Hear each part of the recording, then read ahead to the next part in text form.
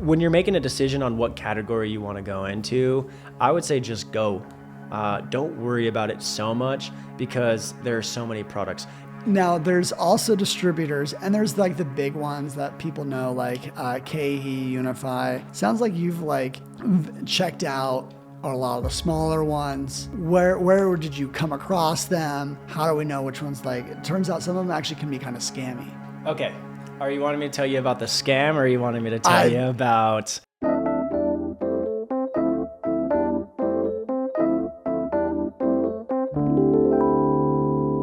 One, two, three. Welcome to the Smartest Amazon Seller Podcast. I'm Scott Needham, and like so excited to be in studio today with I've got Jacob Albor. He is also a Utah Amazon seller. That's why we're lucky enough to get him in studio. The reason I was like, oh man, when I hear this type of story, I'm like, get in the podcast, because I love to talk about people that transition business models. One, because it teaches you about both of them, some of the strengths, the weaknesses. You even mentioned that like you actually started out with books, but like tell it, like, why did you get to start selling on Amazon? And I know you got some wild COVID selling stories that I hadn't heard before. Yeah. And yeah, so this will be very interesting. Yeah, of course. But welcome, Jacob. Sorry, I didn't give you a chance to talk, whatever. Oh, you're good. I appreciate that, Scott. Thanks for allowing me to be on your guys' podcast. Yeah. It's really cool, and it's an honor. So I appreciate that. Awesome. You also did come to AMS United last year, right? We did. All right. We were at AMS United. Flew out to New Jersey, even though we're both in Salt Lake City. But, you know, we got to go where a lot of the sellers are. Yeah, exactly. So what got you to start selling on Amazon in the first place? You know, that's a great question. So initially I was working at the bank as a loan officer, and I was just trekking along. I was $95,000 in debt, looking just to clear that debt up, right? Because of my previous job experience. And during that time, I was working there. There was a day that I had to work on the weekend, and I asked if I can get that day off. And lo and behold, the manager told me no. And that's really what sparked the fire up, because prior to this, I was drop shipping, trying to run my own sales, managing my own clothing line, doing random things just to kind of live life. And so I had that small drop shipping background. And while I was at the DI, which is like a Savers. Yeah. To people that don't know what the DI is, Goodwill. right? Yeah, Goodwill. There was a book that I was looking to purchase, or I purchased, and it was there for $1. And my finance just started kicking in. I was like, if I buy this book for $1 and I was to sell it on this platform for $20, I'm making $19. I didn't know the fees. Yeah. So mind you, the fees at the end, but all of that started to click. And that was the start of my journey. I started going before work, during lunch, and after work to scan books and find books. Okay. How long before you went full time? So it was a year later. So just a little background of what I was doing before that. So I was a life insurance agent, and I left my previous job. And when I was selling life insurance, you know, I had my highs and my lows, and I didn't want to go through that experience again. Yeah. Because that's the company, or that's the business that drove me $95,000 in debt. And it's not necessarily they drove me, I drove myself, because I was buying things that weren't making me money. Yeah. And so I wanted to make sure that if I was to take this journey, that I was going to be able to prove to myself that I can sustain the business and be able to pay myself consistently. Yeah. So I stayed at the job for a full year until I surpassed my income 4 times. Once I felt confident that I could leave the business, that year later I took a leap and I left. There you go. And since then, here we are, 2024, and I haven't looked back since. Yeah. How long? This feels like a Dave Ramsey show. How long did it take you to actually to get through your debt? Was that just through books? Yes, it was strictly through books. Okay. I leveraged some of my finance background. Yeah. I'm going to be 100% honest with you guys. So we had maybe $10,000 in equity on a car that I had, and we took $10,000 away from the equity. We transferred some of the debt to the car. Okay. Put it on a fixed interest rate, and then for the remaining of the debt, so that was $85,000 that I had to pay off slowly but in chunks, and I just paid it off within about a year. That's still like impressive. Like, you know, I think the Dave Ramsey show, when someone clears out, that's when they like hit the bell, like you did it, you're debt free. We call it, and everyone's crying. Yes, I felt like crying. Honestly, that's pretty impressive. I had student loans, and probably not quite as dramatic, but like, I paid it off in a year and a half, 2 years. And we went and got an expensive dinner that night. Right. I was like, cause it just totally changes, the dynamic of what you can and can't do. Most definitely. So you sold books for a while. Correct. I know there's some companies that have actually scaled that and kind of perfected that used book model, but it actually is still open to like anyone. Correct. Yeah. So I'll just kind of give you a background of how I ran that business. We initially started out by just going to the DIs or the Goodwills, these Savers, right? Picking them up right after work, but quickly realized that's not what I wanted to do. I wanted to make more money with less time. And so we reached out to the corporate and started really turning it into a book operation. And we had the help of Reezy Resales, which is another guru. Yeah. Phenomenal guru, right? Yeah, no, he talks a lot about books and actually has trained a lot of other sellers. Right. And so we took his advice, because initially I was trying to find all these back end things to help me grow the business when he told me this one secret. He's like, just focus on finding the product and worry about the other stuff at the end. And that really transitioned the entire business because I wasn't worried about trying to find how to recycle the books. I wasn't worried about trying to get rid of all the duds or whatever the situation might be. It was just finding the product, and the recycling came after. So we leveraged a lot of his information to grow that business to a bulk operation. Yeah. And I actually met you February, I think it was like 14th or the 12th or the 19th. It was one of those days back in 2019 or 2020 when he hosted an event. Yeah. And at that point is when I was really scaling. Well, where was that? That wasn't in Utah? No, that was in New York? I want to say San Francisco. San Francisco. But we're LA. No. San Diego. Nope, in the Bay Area. Really? Yeah. Okay. I'll believe you, man. It's been a long time. Yeah, most definitely. I've been to too many seller events before I even knew what I was doing. I just knew I was like learning and interacting. But you've transitioned away from books in a few different ways. But like Yes. to just finish that story. Yes. So I think in the transition, you learn like, the better business models. Right. Yeah, hopefully. And so I was operating this bulk operation, and around March of 2020, I think it might have been, might have been April. I don't know exactly right off the top of my head, but Amazon shut me down 100% due to another related seller account, which was really hard because it took me 1 month to really get that account back up. It took a lot of time, right? Because I had to read all of the policies, all of the rules, figure out what was the core reason of me doing that. And all throughout this process, the reason I bring this up is because I then quickly realized maybe books wasn't for me or for what I wanted to do, right? Because when the world is at a scared, they're not looking to read. No. They're looking to supply their needs. Yeah, what was the term that they use? Essential goods? Yeah. Was that it? It was essential something. It's like core essentials, essential home. Right. Like they didn't want you to send in anything but essential goods. Right? Yeah, that was right. catered to the client or the consumer. And so it made me understand that if I wanted to sustain a business and have something long-term, books wasn't the way to go because of that scenario. Mm-hmm. And so I transitioned to over-the-counter drugs, toys, and at that point there was like weights and pools and all of that stuff. So we started selling all of those other products. Okay. That's like the second order effect of COVID. It's not like the PPP, like medical stuff, but like everything else did actually really well. And the people that got in those categories, I found consistently just did the best. Dominated. The people that tried PPP, like some of them got burned really big. It was kind of like getting too close to the sun. But anyone that was like in the sporting or like, home entertainment type of products, like even like sewing, just did really well. Yes, I remember that. Puzzles. Not home entertainment, hobby. Yep. Hobby did great. But you did that like on a retailer arbitrage. Yeah. So while we transitioned, so I want to consider books retail arbitrage in a sense because you have to do that, right? Yeah. And so when I say I transitioned to retail arbitrage, I really transitioned to online arbitrage, but still did retail arbitrage. Oh, really? Yeah. So I was still like buying all of the products, but also going into the store and sourcing other products that needed to be found, right? And so I considered that a hybrid. And so while we transitioned into that retail arbitrage, I was arbitraging all of the over-the-counter. And this was a one-man show. Yeah. Me showing up to this facility at 5 a.m. and going around the entire valley. By facility, we're Walmart? Big box retailers, Walmart, okay. Target, etc. Yeah. And we were just clearing out the facilities of all of their products they carried, and I made friends with the managers.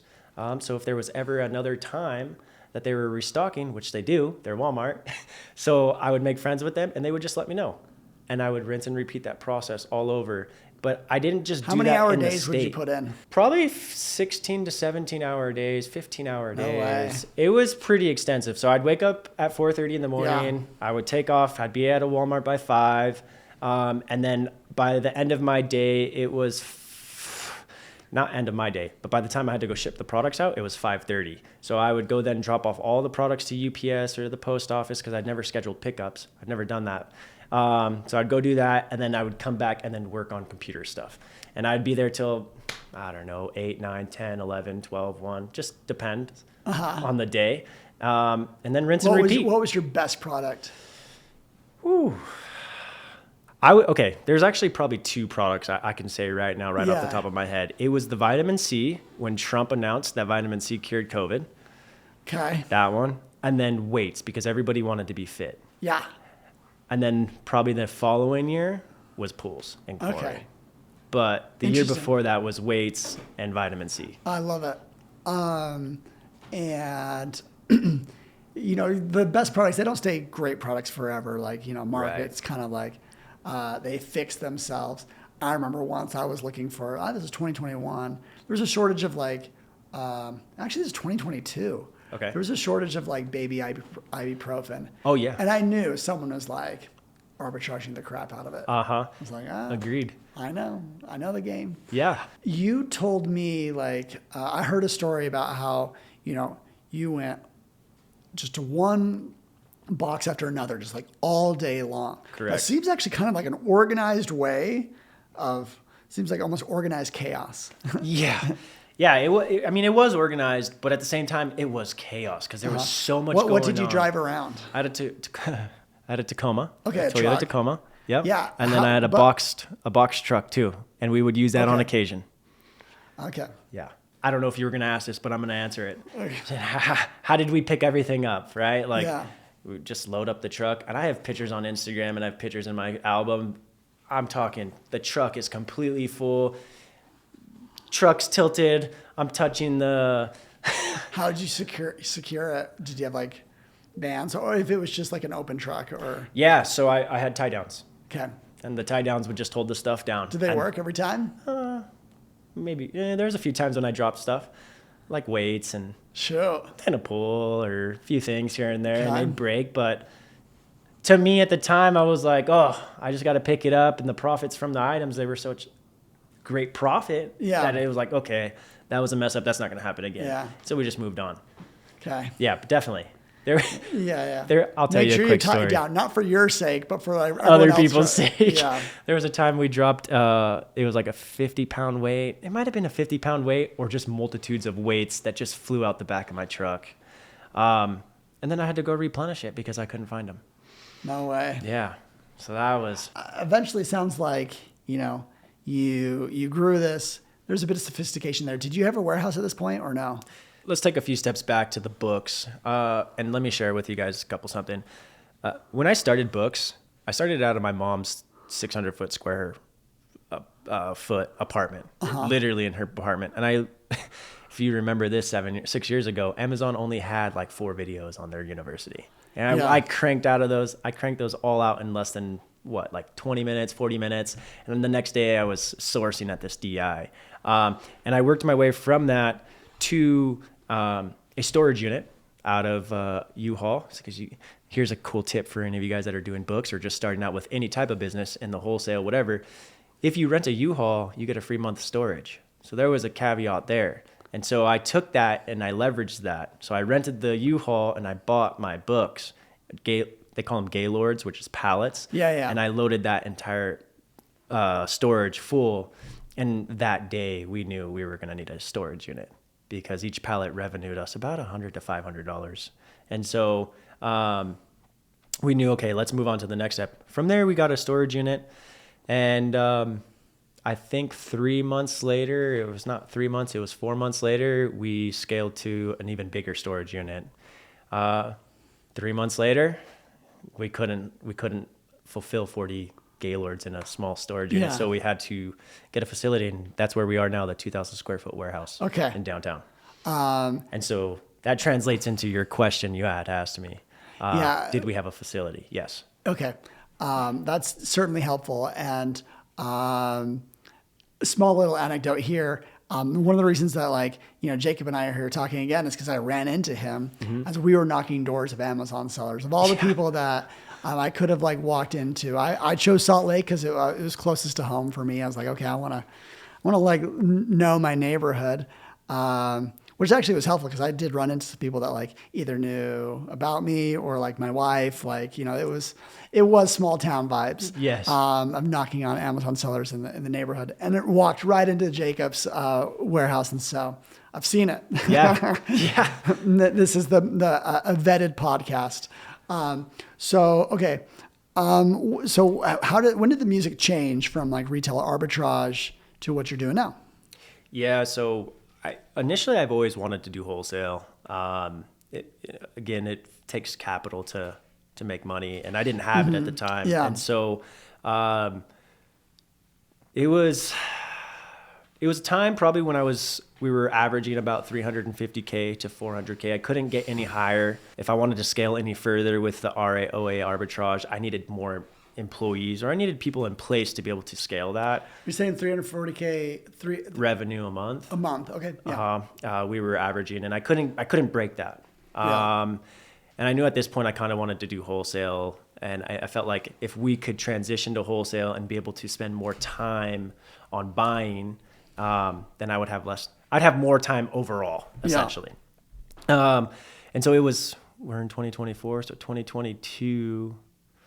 It was around beginning of 2022, maybe mid of 2022 when I started to transition, but it was a slow transition. It was a 6 month, almost 8 month transition because I had to convert all of my OA products and all of the RA products to wholesale. Because you can't just dive in, take a leap. It's really hard. Yeah. As easy as it sounds, it's not that easy. There's a lot of reasons behind that. One, logistics, right? Making sure that, not just making sure, but the products have to arrive at Amazon's facility. That takes some time. When they arrive, then it takes time for them to sell. And then you have that 7-day lead time, right, of being paid back from the reserve. So there was all these things that I had to gain to get to. And that's what took the 6 months to transition to wholesale. I mean, sure, there's a lot of different directions, but I presume you like wholesale more. Is that true? Yes. And here's another reason why I went into wholesale is because I was starting a family. Okay. We have a 2-year-old daughter now. All right. And I knew at that time I needed to start saving time, right? I needed to get my time back. And so that's where we transitioned into the wholesale aspect. I love how most of your transitions follow really big events. I mean, one was very debt, I need my freedom for a second. The second was COVID. Yep. And then this third is I don't know, family driven. There's external things actually that are helping make these decisions. Yes. I can say I've done some similar things. Man, I can't work more than 40 hours a week if I tried. That's just not the setup I put myself into. Right. And so I see, you're finding yourself there too. And it's great. Now tell us some of your insights on wholesale, a business where you resell. You've worked with some distributors. You also are specializing in a category, which I think is the best idea. When you're making a decision on what category you want to go into, I would say just go. Don't worry about it so much because there are so many products. Now, you could take this in multiple aspects, right? One, I said, don't worry about it, just go. And what I mean by that is if you don't have a decision, just go for it. Because at that point, you'll be able to dissect and really cherry pick on what category you want to be in. Yeah. But if you have a familiar category and you know what you want, stay specific and go into that category and see if you can make, I would say, pull the data points, right? Look at the data points and make sure that is the avenue you want to go. But at that aspect, pay attention to the categories and drive. Yeah. And it's very broad, right? But I hope that made sense there. No, I could say people feel like it closes doors by specializing. It actually opens doors. And in all parts of like, it doesn't matter what business you do. If you're doing software, it's like if you specialize, oh, now I can serve these specific use cases. Right. And then, and actually bringing that up, that has allowed us, again, to open up lots of doors. Because now you're talking about brand directs as well. Like not only are you able to work with these distributors, but you have opportunities to then work with these brands. And then they want to know why work with you, because how many other sellers are trying to do that. But then you have kind of like a one up on others, because now you've worked in that category and you understand their product. You understand their category. So you'll have a one up. And I think that's very big. And again, going back on opening doors, it opens tons of doors. That's just one of them. Now there's also distributors, and there's like the big ones that people know, like KE, Unify. Correct. Sounds like you've like checked out a lot of the smaller ones. Where did you come across them? And, you know, how do we know which ones, like, it turns out some of them actually can be kind of scammy. Okay. Are you wanting me to tell you about the scam, or are you wanting me to tell you about? I want you to say what, you know, I know there's a few little nuggets that in what you're about to. Let's talk a little bit about discovering suppliers and making the right decision on a supplier. Yeah. So when you guys are discovering suppliers as a new wholesaler, we have these well-known ones, right? Like Kihi, UNFI, and all these other places. And the reason I was able to find these, or just you as an individual are able to find these, is because you can source, I mean, you can Google search it, or you could do trade show searches. Now, taking a step back and talking about finding the right suppliers and the vendors. When you're Google sourcing, you're going to get tons of suppliers. And this is what happened to us. So we're Google sourcing. This is one of my buyers. When you're Google sourcing, you want to make sure you're vetting. When you say Google sourcing, like, is this like looking at Google Maps, or is this like for like locals? Good question. This is just Google searching. So if you're just going to enter in specific, let's say a band, like a bracelet, we'll say bracelet for Sony distributors. Yeah. We'll use that as a Google search, right? So a Google search for the distributor or for the product to find the supplier. All right. So tell me about finding suppliers and, you know, the ups and downs. Of course. Yeah. So I know we were just talking about how I got scammed. So we'll dive into that. But finding the right suppliers and the vendors is very important, especially through your due diligence process and your underwriting process. Because if you're not dealing with the right suppliers or vendors, you can get scammed. Yeah. Just like me. That's so crazy. And you would think, I mean, I think right now we associate scams mainly with like crypto, you know, like if you're getting looped into some group chat or whatever, like that's, I have never heard of, I've honestly never heard of sourcing from someone that actually scams you. Maybe they sell like stolen merchandise. That sounds more reasonable, but like, you know. Well, I'll give you two scenarios. Okay. So just yesterday we got scammed $17,000. Ouch. Hurt. Last year we got scammed six figures. For me, it was 70. For my business partner, it was 30. Okay. That's why I say six figures. Yeah. Now, mind you, okay, these are two different stories. The one that we got scammed with the six figures, we were buying products from this client on a consistent basis. We actually flew out. It was maybe August of last year to go pick up the product on a certain purchase we did. And this order was about $110,000. And there was a lot of red flags. So we flew out there, and when we flew out there, there was nothing. And he didn't have an answer. And his answer was that the company was going to send it to us.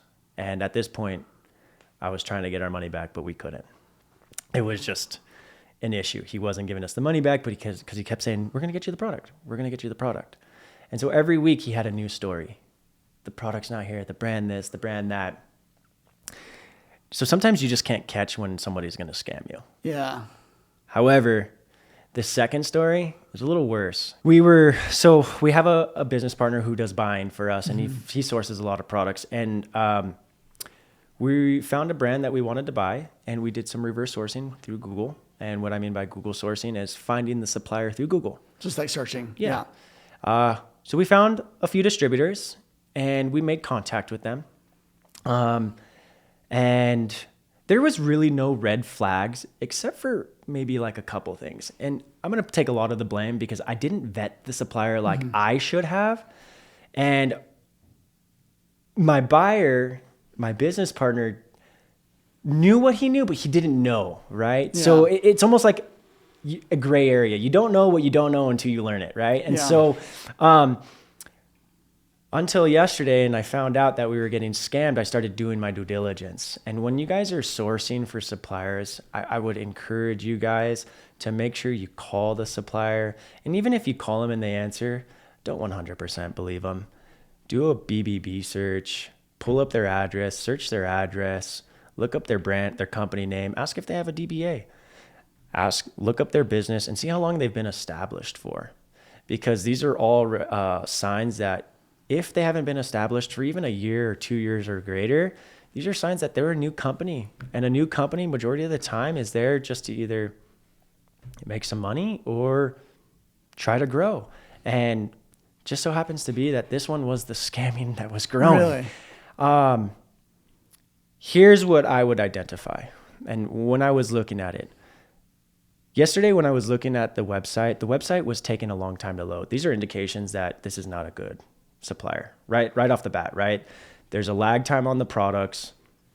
But as you started to type in the addresses, they came up to locations that weren't even, that even represented the company.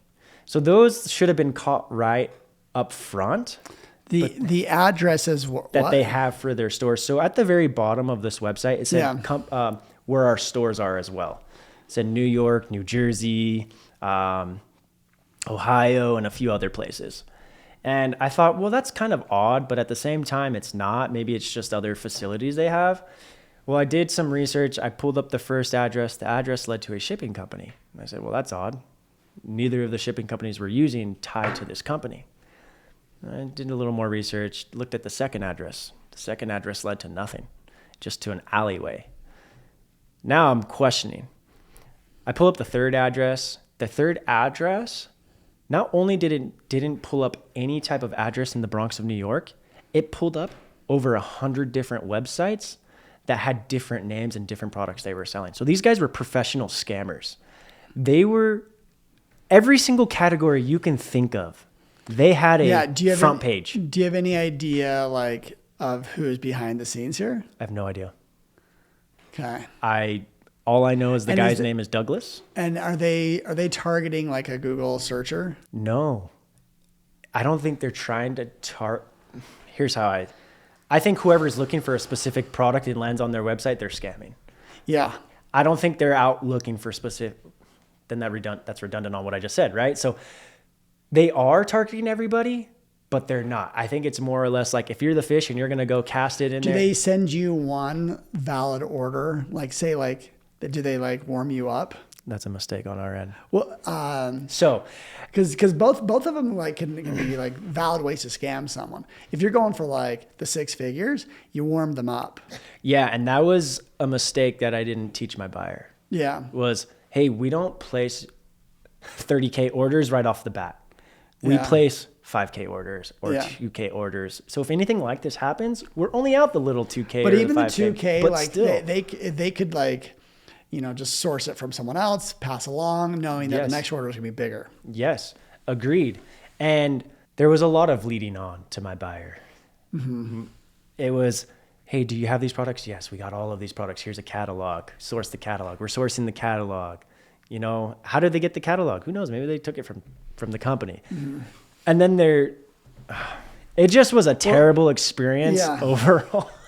I think, some of the lessons are coming through. And like, actually what I really appreciate big picture is like, knowing where you came from, the sincerity of like wanting, a better spot financially, than wanting a better spot for your family.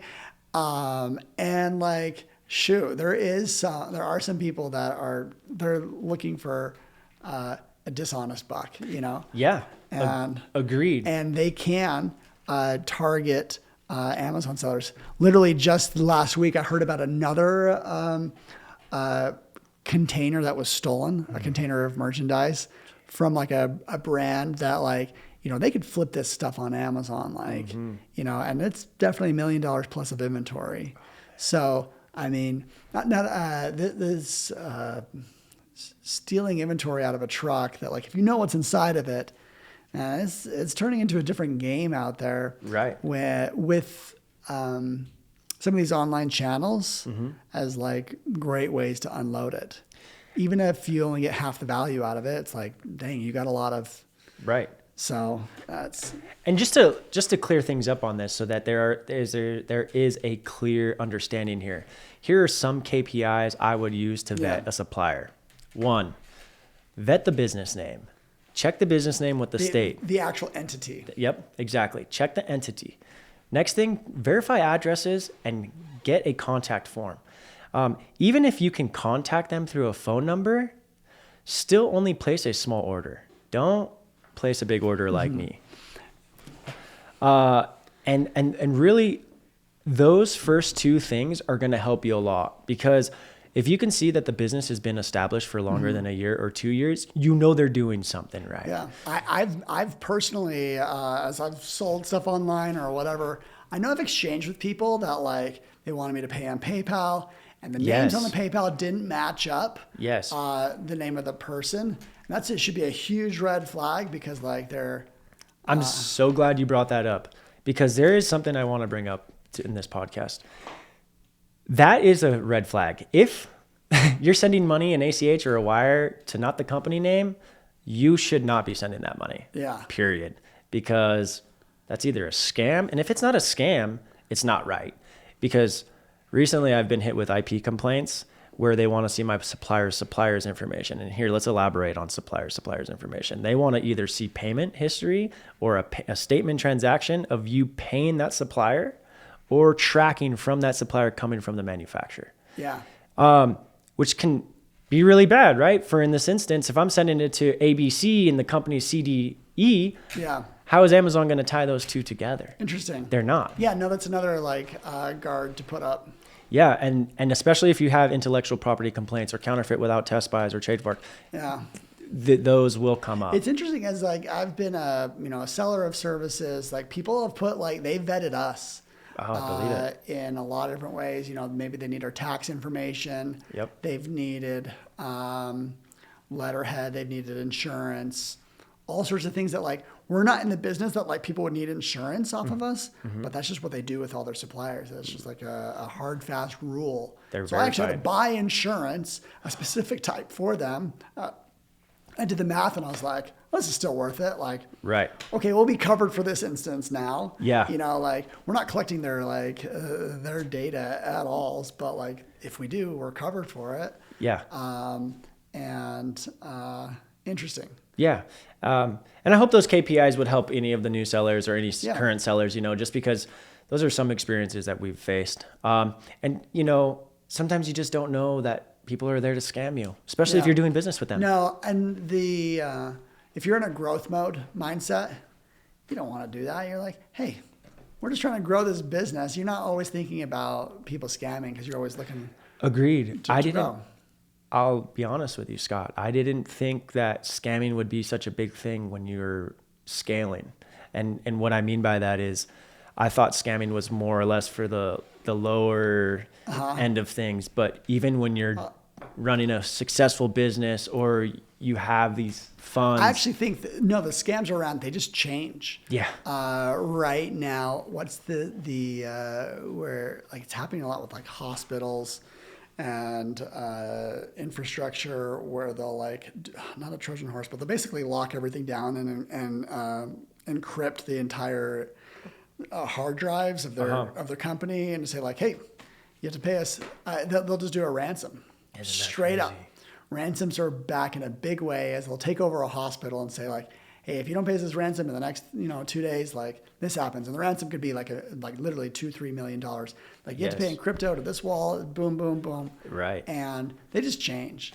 I've had that better. happen to a family member, a cousin. So they just change. Scams are always going to be around, And they just get bigger and a little bit more clever. yeah, and I even hate to even bring this scam up because honestly, you're being way more transparent than most people.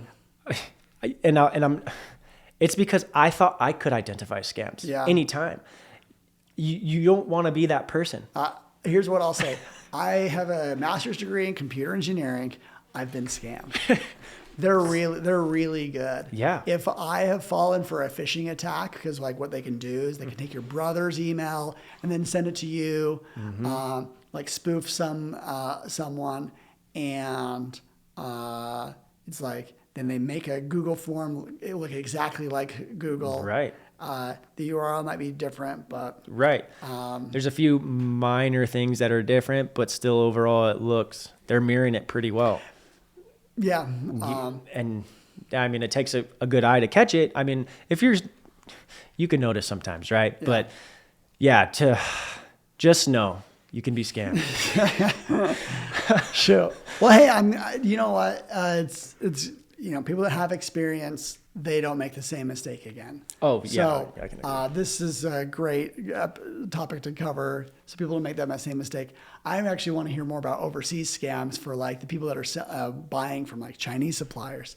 That's probably the next episode to this. This is more of like the reseller, wholesale scams that are out there. There's absolutely like a private label scams, and those are probably even maybe more prevalent. Oh, I can imagine. The scams on 'Cause Alibaba. You're having to buy large amounts, right? The scams on Alibaba, it's just like the easiest thing in the world to steal 2 or 3K from Yes. some new Amazon seller. Yes, I can agree. And Jacob, that was some ups and downs. Most definitely. But I'm actually pretty impressed. Scaling an RA business, a retail arbitrage business, I think it's actually one of my favorites. I think it's just really cool. It was exciting. Is it the best in the world? For some people, it actually is. Yeah. It can be life-changing income. Yeah. You can go to 6 figures. Maybe you have to spend, 80 hours a week. Yeah. But yeah, but you're at least working for yourself. Some people like that, Yeah. Some people don't want to have to work for the man, which is where I came from. That's right. I didn't always have all of this, and it wasn't always beautiful flowers and butterflies, Right. and nice cars or nice things and jewelry, whatever it may be. These are just milestones to accomplishments that I've wanted to accomplish. Yeah. And so I would say if you are a new seller or you're a veteran, obviously the veterans are going to know this, but consistency is key, and doing whatever you do and putting your full effort into it, you will see a change. Awesome. Well, Jacob, thanks for coming on. If people want to reach out, I know you do respond on Instagram. Correct. Amazon Kingpin. Yep. Any other channels or? No, we're just strictly on Amazon, on Instagram as Amazon Kingpin. And that's that. Okay. You could find us. You can find us on a Discord. It's called Amazon Kingpin. Okay. We do have it on our Instagram. On our Instagram, we do also offer a ton of other stuff for free, like a sales rank chart, a profitability chart as well, and a few other things. But yeah, that's how you can find us. All right. Hey, Jacob, thanks for coming on the pod. Yeah, thanks. All Scott. right. Well, that will wrap up, and catch you guys on the next one. 1, 2, 3.